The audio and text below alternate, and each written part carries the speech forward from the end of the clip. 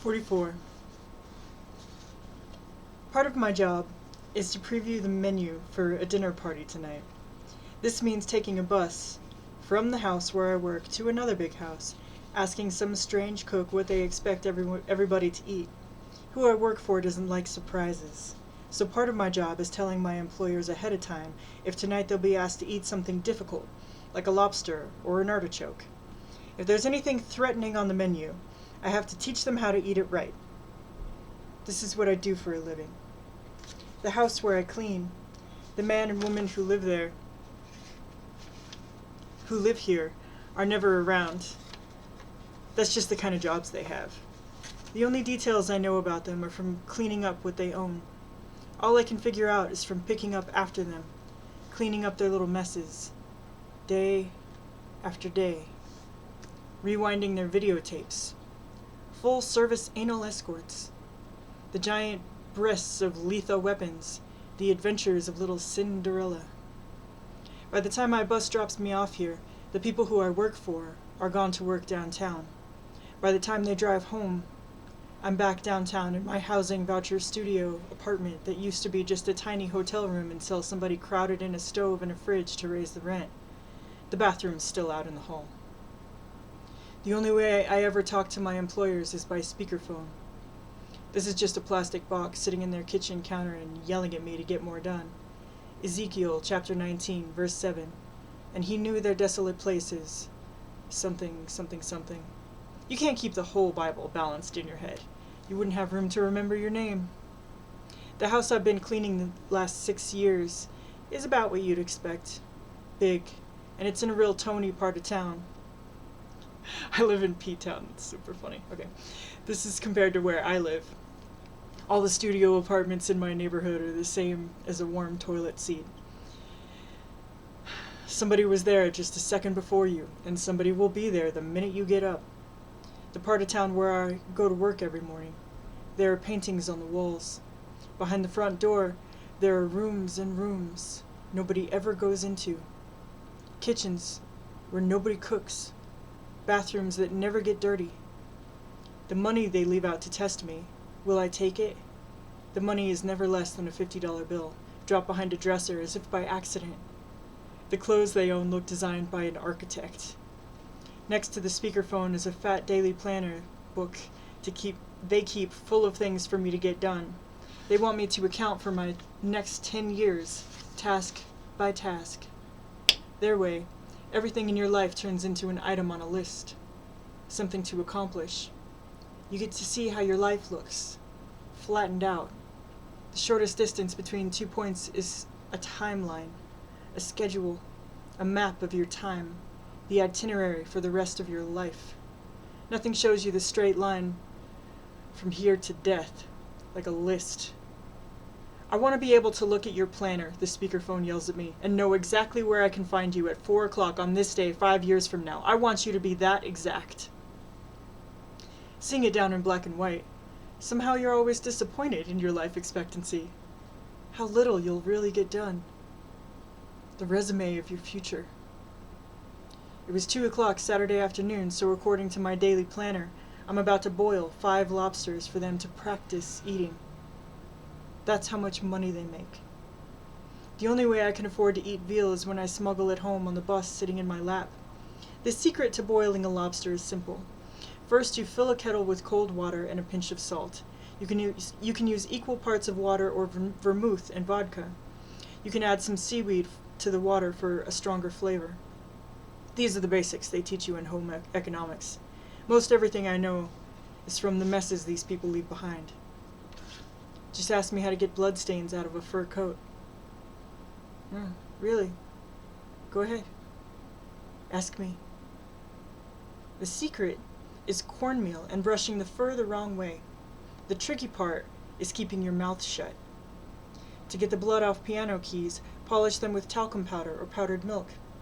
This isn't the most marketable job skill, but to get blood stains out of wallpaper, put on a paste of cornstarch in cold water.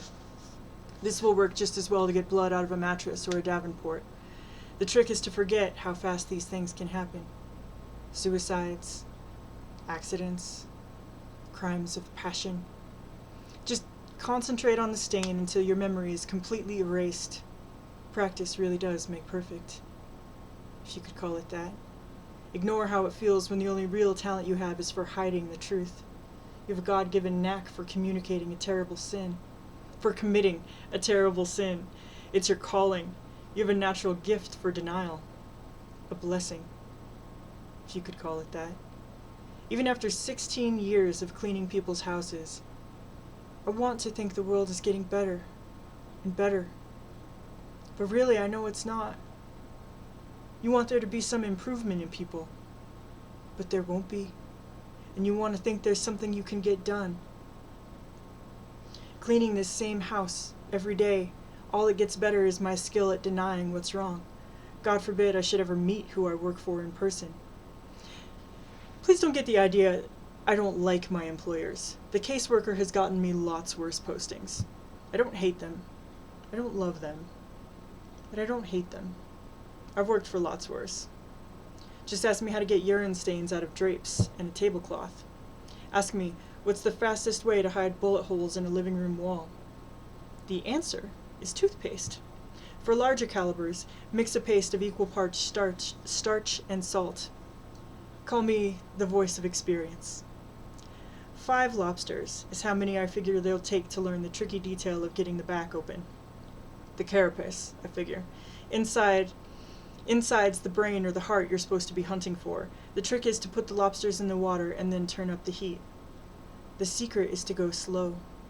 Allow at least 30 minutes for the water to reach 100 degrees. This way, the lobsters are supposed to die a painless death. My daily planner tells me to keep busy, polishing the copper the best way, with a half lemon dipped in salt. These lobsters we have to practice with are called jumbos, since they're around 3 pounds apiece. Lobsters under a pound are called chickens. Lobsters missing a claw are called culls. The ones I take out of the refrigerator packed in wet seaweed will need to boil about half an hour. This is more stuff you learn in home economics. Of the 2 large forward claws, the larger claw is lined with what looks like molars. The larger claw lined with what look like molars is called the crusher. The smaller claw, lined with incisors, is called the cutter. The smaller side legs are called the walking legs. The underside of the tail. On the underside of the tail are 5 rows of small fins called swimmerets. More home economics. If the front row of swimmerets is soft and feathery, the lobster is female. If the front row is hard and rough, the lobster is male. If the lobster is female, look for a bony, heart-shaped hollow between the 2 rear walking legs. This is where the female will still be carrying live sperm if she's had sex within the past 2 years. The speakerphone rings while I'm setting the lobsters. 3 male and 2 female. No sperm. In the pot on the stove. The speakerphone rings as I turn up the heat just another notch. The speakerphone rings while I wash my hands. The speakerphone rings while I pour myself a cup of coffee and mix in cream and sugar.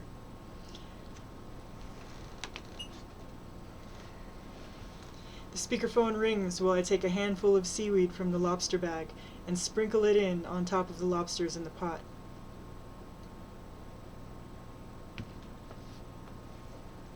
One lobster lifts a crusher claw for a stay of execution.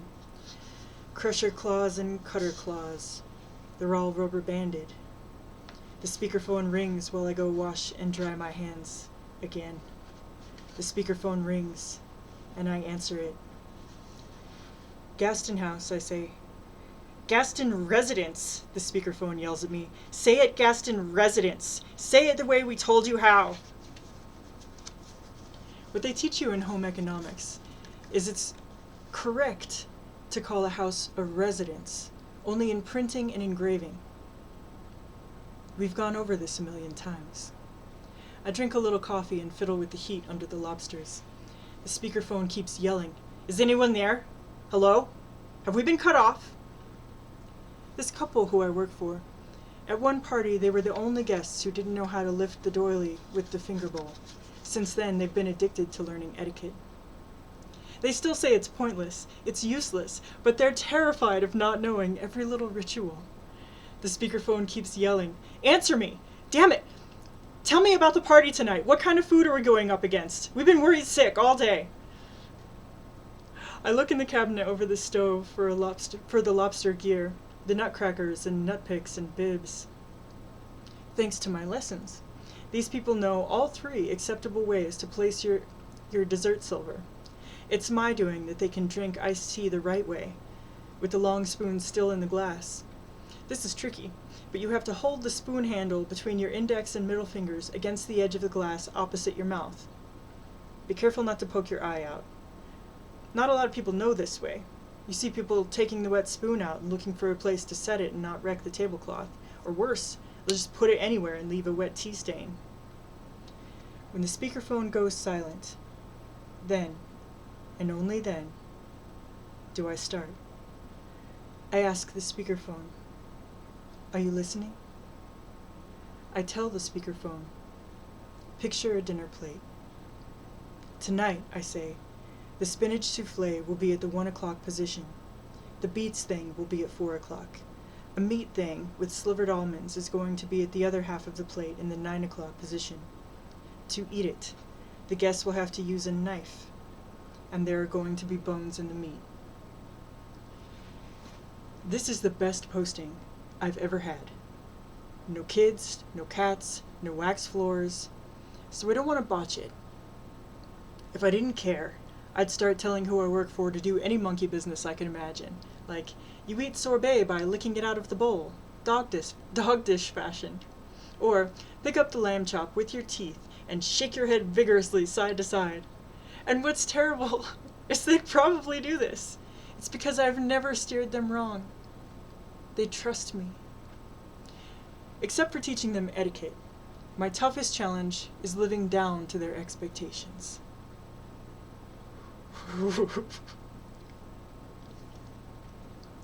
Ask me how to repair stab holes in nightgowns, tuxedos, and hats. My secret is a little clear nail polish on the inside of the puncture. Nobody teaches you all the job skills you need in home economics, but over enough time, you pick them up. In the church district where I grew up, they teach you the way to make candles dripless is to soak them in strong salt water. Store candles in the freezer until ready to use. That's their kind of household hint. Light candles with a strand of raw spaghetti. 16 years I've been cleaning for people in their homes, and never has anybody asked me to walk around with a piece of spaghetti on fire in my hand. No matter what they stress in home economics, it's just not a priority in the outside world. For example, no one teaches you that a green-tinted moisturizer will help you hide red, slapped skin. And any gentleman who's ever been backhanded by a lady with her diamond ring should know a styptic pencil will stop the bleeding. Close the gash with a dab of superglue, and you can be photographed at a movie premiere, smiling, and without stitches or a scar. Always keep a red washcloth around for wiping up blood, and you'll never have a stain to pre-soak. My daily planner tells me I'm sharpening a butcher knife. About the dinner tonight, I keep briefing who I work for about what to expect. The important part is not to panic. Yes, there's going to be a lobster they'll have to deal with. There's going to be a single salt cellar.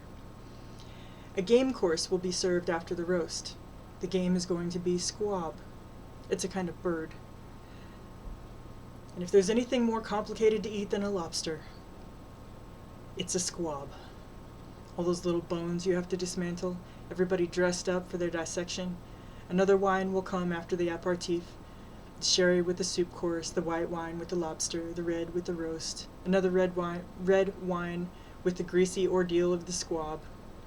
By this time, the table will be spotted with everybody's piddling island archipelagos of dressings and sauces and wines sprayed across the white tablecloth. This is how my job goes. Even in a good posting, nobody wants to know where the male guest of honor is supposed to sit. That exquisite dinner your teachers in home economics talked about, the pause with fresh flowers and démentis after the perfect day of poise and elegant living, well, nobody gives a rat's ass about that. Tonight, at some moment between the soup course and the roast, everybody at the table will get to mutilate a big dead lobster. 34 captains of industry, 34 successful monsters, 34 acclaimed savages in black tie will pretend they know how to eat. After the lobster, the footmen will present hot finger bowls with floating slices of lemon, and these 34 botched autopsies will end with garlic and butter up to the elbow of every sleeve, and every smiling, greasy face will look up from sucking out meat from some cavity of the thorax. After 17 years of working in private houses every day, the things I know the most about are slapped faces, creamed corn, black eyes, wrenched shoulders, beaten eggs, kicked shins, scratched corneas, chopped onions, bites of all sorts, nicotine stains, sexual lubricants, knocked out teeth, split lips, whipped cream, twisted arms, vaginal tears, deviled ham, cigarette burns, crushed pineapple, hernias, terminated pregnancies, pet stains, shredded coconut, gouged eyes, sprains, and stretch marks. The ladies who you work for, after they sob for hours on end, make them use blue or mauve eyeliner to make their bloodshot eyes look whiter. The next time someone socks a tooth out of her husband's mouth, save the tooth in a glass of milk until he can see the dentist. In the meantime, mix zinc oxide and oil of cloves into a white paste. Rinse the empty socket and pack it with the paste for a quick and easy filling that hardens lickety-split. For tear stains in a pillowcase, treat them the same way you would a perspiration stain. Dissolve 5 aspirin in water and dab the stain until it's gone. Even if there's a mascara stain, the problem's solved. If you could call it solved. Whether you clean a stain, a fish, a house, you want to think you're making the world a better place, but really you're just letting things get worse. You think maybe if you just work harder or faster, you can hold off the chaos, but then one day you're changing a patio light bulb with a 5-year lifespan and you realize how you'll only be changing this light maybe 10 more times before you'll be dead. Time's running out. There isn't the kind of energy you used to have. You start to slow down. You start to give in. This year, there's hair on my back, and my nose keeps getting bigger. How my face looks every morning is more and more what you'd call a mug. After working in these rich homes, I know the best way to get blood out of the trunk of a car is to not ask any questions. The speakerphone is saying, "Hello?" The best way to keep a good job is just do what they want. The speakerphone is saying, "Hello?" To get lipstick out of a collar, rub in a little white vinegar. For stubborn protein-based stains, like semen, try rinsing with cold salt water, then wash as usual. This is valuable on-the-job training. Feel free to take notes. To pick up broken glass from that jimmied bedroom window or smashed highball, you can blot up even the tiniest shards with a slice of bread. Stop me if you already know this. The speakerphone is saying, "Hello?" Been there, done that. What else they teach you in home economics is the correct way to respond to a wedding invitation. How to address the Pope. The right way to monogram silver.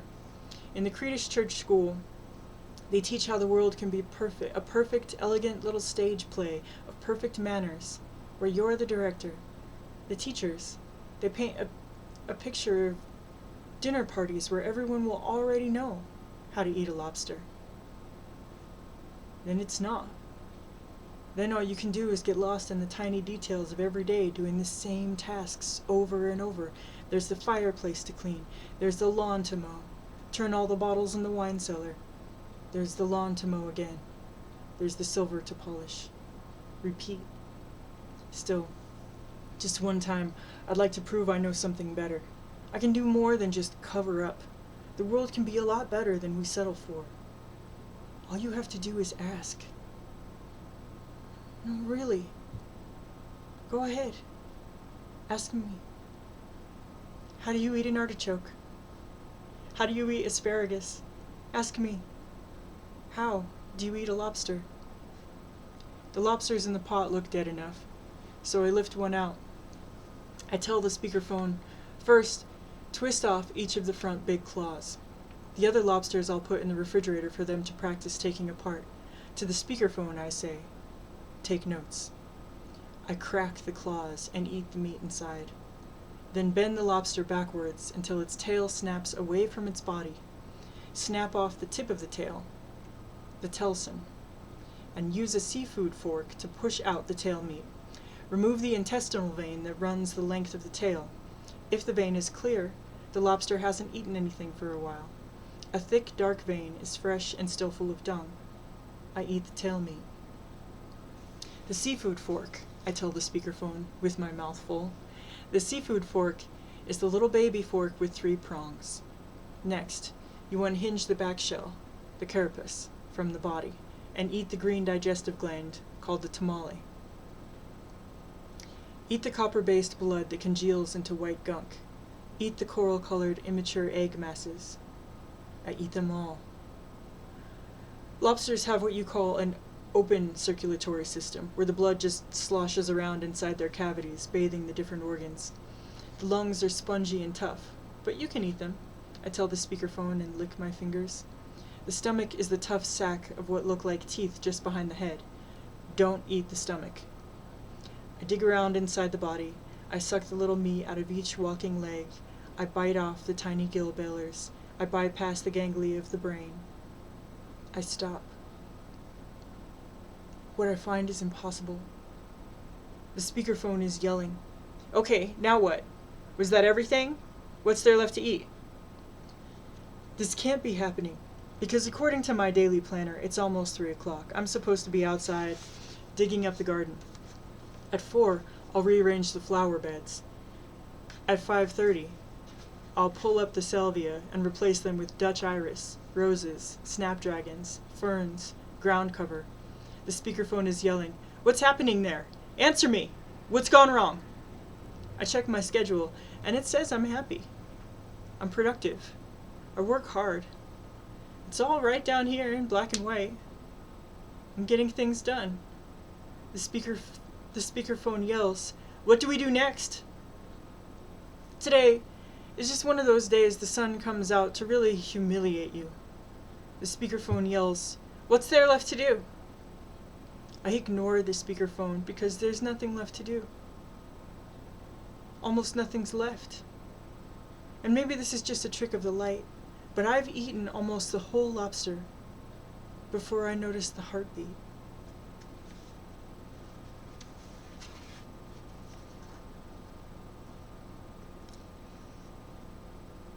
It's that night I start answering the phone again. It was the caseworker who got me started shoplifting in the first place. The caseworker called me a textbook example of kleptomania. She cited studies. My stealing, she said, was to prevent anybody from stealing my penis. Fenichel, 1945. Stealing was an impulse I couldn't control. Goldman, 1991. I stole because of a mood decider. McElroy et al., 1991. It didn't matter what. Shoes, masking tape, a tennis racket. The only trouble now is even stealing doesn't give me the old feeling of wow. Lately, I'm not even shoplifting. Not in the classic formal sense. Instead of stealing merchandise, I'll walk around downtown until I find a cash register receipt someone's just dropped. You take the receipt into the store it's from. You pretend to shop until you find an item on the receipt. You take the item around the store for a while. Then, you use the receipt to return the item for cash. Of course, this works best in big stores. It works best with itemized receipts. Don't use receipts that are old or dirty. Don't use the same receipt twice. Try to vary the stores you scam. This is to real shoplifting what masturbation is to sex. And of course, stores know all about this scam. Other good scams include shopping with a big cup of soda you can drop small items into. Another way is to buy a cheap can of paint, then loosen the lid and drop something expensive inside. The metal of the can blocks the X-rays from the security system. This afternoon, instead of finding a receipt, I just walk around.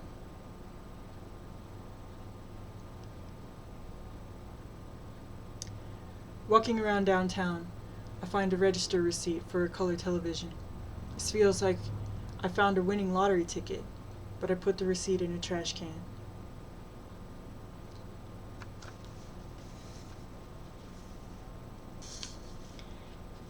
To the caseworker, when we started together 10 years ago, I wasn't a crook. Originally, it was an obsessive-compulsive disorder. She just got her degree, and still had all her textbooks to prove it. Obsessive-compulsives, she told me, would either check on things or clean them. Rockman and Hodson, 1980. According to her, I was the second kind. Really, I just like to clean, but all my life I've been trained to obey. All I did was try to make her lousy diagnosis look right. The caseworker told me the symptoms, and I did my best to manifest them and let her cure me. After being obsessive-compulsive, it was post-traumatic stress disorder. Then I was an agoraphobic. I was a panic disorder. For about 3 months after I first met the caseworker, I was a dissociative identity disorder because I wouldn't tell the caseworker about my childhood. Then I was a schizotypal personality disorder because I didn't want to join her weekly therapy group. Then, because she thought it would make a good case study, I had Coro syndrome, where you're convinced your penis is getting smaller and smaller, and when it disappears, you'll die. Fabian, 1990. Saying it all, 1991, saying it all, 1992. Then she switched me to having Dat syndrome, where you're in a crisis over the belief you're losing all your sperm when you have wet dreams or take a leak. Chada and Ahuja, 1990. This is based on an old Hindu belief that it takes 40 drops of blood to create a drop of bone marrow, and 40 drops of marrow to create a drop of sperm. Akhtar, 1988. She said it was no wonder I was so tired all the time. Every session we had, she diagnosed me with another problem she thought I might have, and she took me to get a book so I could study the symptoms. Every session we had, she diagnosed me with another problem she thought I might have, and she gave me a book so I could study the symptoms. By the next week, I had whatever the problem was down pat. 1 week, pyromaniac. 1 week, gender identity disorder. She told me I was an exhibitionist, so the next week I mooned her. She told me I was attention deficit, so I kept changing the subject. I was claustrophobic, so we had to meet outside on the patio. The book the caseworker gave me was called the Diagnostic and Statistic Manual of Mental Disorders. We called it the DSM for short. She gave me a lot of her old textbooks to read, and inside were color photographs of models getting paid to look happy by holding naked babies overhead, or walking hand in hand on a beach at sunset. For pictures of misery, models were getting paid to needle illegal drugs into their arms, or slump alone at a table with a drink. It got so the caseworker could throw the DSM on the floor, and whatever page it fell open to, that was how I'd try to look for the week. We were happy enough this way.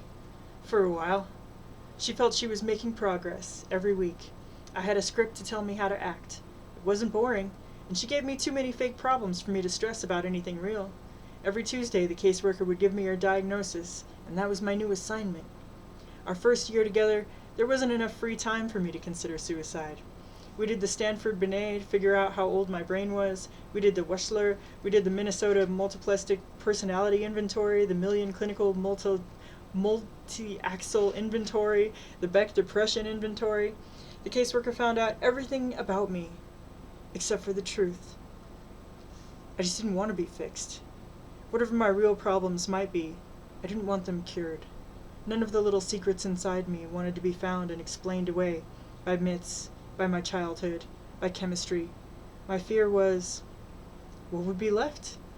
So none of my real grudges and dreads ever came out into the light of day. I didn't want to resolve my angst. I never talk about my dead family. Express my grief, she called it.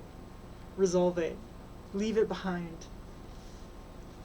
The caseworker cured me of 100 syndromes, none of them real, and then declared me sane. She was so happy and proud. She sent me out into the light of day, cured. You are healed. Go forth. Walk. A miracle of modern psychology. Arise. Dr. Frankenstein and her monster. It was pretty heady stuff when you're 25 years old. The only side effect is now I tend to steal. My intro into kleptomania felt too good to leave behind. Until tonight.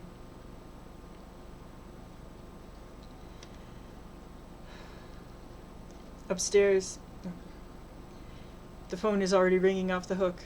Maybe it's schizoids, paranoids, pedophiles. Been there, I want to tell them. Done that. All the way from the elevator doors coming open, I run to answer the phone. Hello? The apartment door to the hallway is still open behind me. The fish needs to be fed. The curtains are still open. It's almost dark outside. Anyone could see in here. A man on the other end says, "May you be of complete service in your lifetime." Without a thought, I respond, "Praise and glory to the Lord for this day through which we labor." He says, "May our efforts bring all those around us to heaven." I ask, "Who is this?" And he says, "May you die with all your work complete." And he hangs up.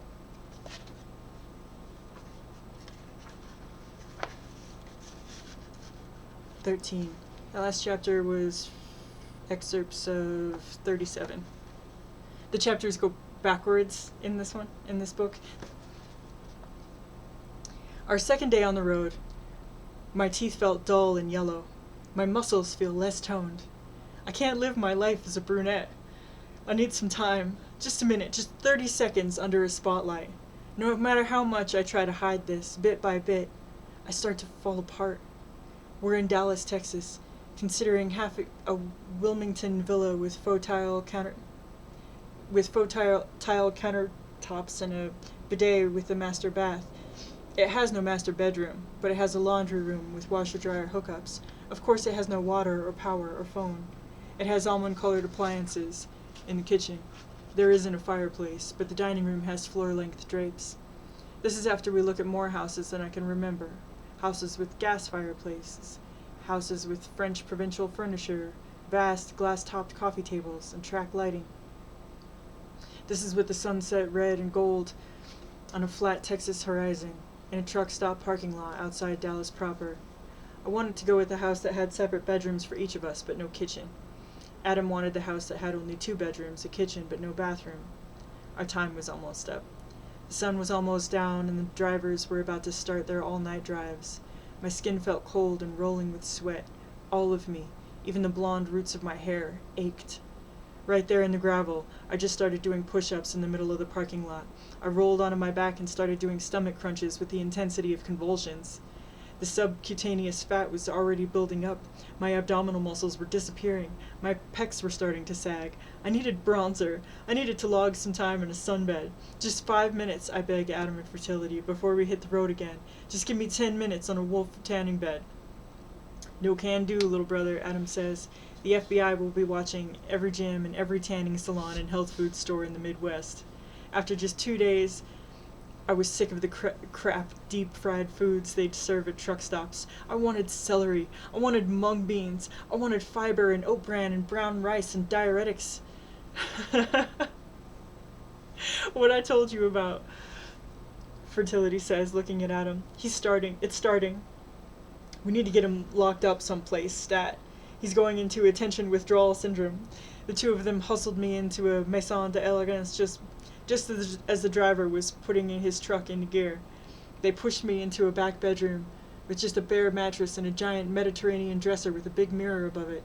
Outside the bedroom door, I could hear them piling Mediterranean furniture, sofa groups, and end tables, lamps made to look like old wine bottles, entertainment centers, and bar stools against the outside of the bedroom door. Texas is speeding past the bedroom window outside. In the twilight, a sign goes by the window saying, "Oklahoma City, 250 miles. The whole room shakes. The walls are papered with tiny yellow flowers vibrating so fast they make me travel sick. Anywhere I go in this bedroom, I can still see myself in the mirror. My skin is going regular white without the ultraviolet light. Maybe it's just my imagination, but one of my caps feels loose. I try not to panic. I tear off my shirt and study myself for damage. I stand sideways and suck in my stomach. I could really use a preloaded syringe of Duretzon right about now, or Anavar, or Decadurabolin. My new hair color makes me look washed out. My last eyelid surgery didn't take, and already my eye bags show. My hair plugs feel loose. I turn to study myself in the mirror for any hair growing on my back. A sign goes by the window saying, "Soft shoulders." The last of my bronzer is caked in the corners of my eyes and the wrinkles around my mouth and across my forehead. I try and nap. I pick apart the mattress, sticking with my fingernails. A sign goes by the window saying, "Slower traffic, keep right." There's a knock at the door. "I have a cheeseburger if you want it," Fertility says through the door, and all the piled up furniture. "I don't want a greasy damn fatty damn cheeseburger," I yell back. "You need to eat sugar and fat and salt until you get back to normal," Fertility says. "This is for your own good." "I need a full body wax," I yell. "I need hair mousse." I'm pounding on the door. "I need 2 hours in a good weight room. I need to go 300 stories in a stair climbing machine." Fertility says, "You just need an intervention. You're going to be fine." She's killing me. "We're saving your life." I'm retaining water. I'm losing definition in my shoulders. My eye bags need concealer. My teeth are shifting. I need my wires tightened. I need my dietitian. Call my orthodontist. My calves are wasting away. I'll give you anything you want. I'll give you money. Fertility says, "You don't have money." "I'm famous." "You're wanted for mass murder." Her and Adam have to give me some diuretics. "Next time we stop," Fertility says, "I'll get you a skinny double Americano." That's not enough. "It's more than you'll get in prison." "Let's rethink this," I say. "In prison, I'd have weight equipment. I'd have time in the sun. They must have sit-up boards in prison. I could maybe get a black market windstraw," I say. "Just let me out. Just unblock this door." "Not until you're making sense." "I want to go to prison." "In prison, they have the electric chair." "I'll take that risk." "But they might kill you." "Good enough. I just need to be the center of a lot of attention. Just one more time." "Oh, you go to prison and you'll be the center of attention." "I need moisturizer. I need to be photographed. I'm not like regular people. To survive, I need to be constantly interviewed." "I need to be in my natural habitat. On television. I need to run free, signing books." "I'm leaving you alone for a little while," Fertility says through the door. "You need a time out. I hate being mortal." Thinking I'm gonna stop there. Okay, so this was Chuck Palahniuk's Survivor.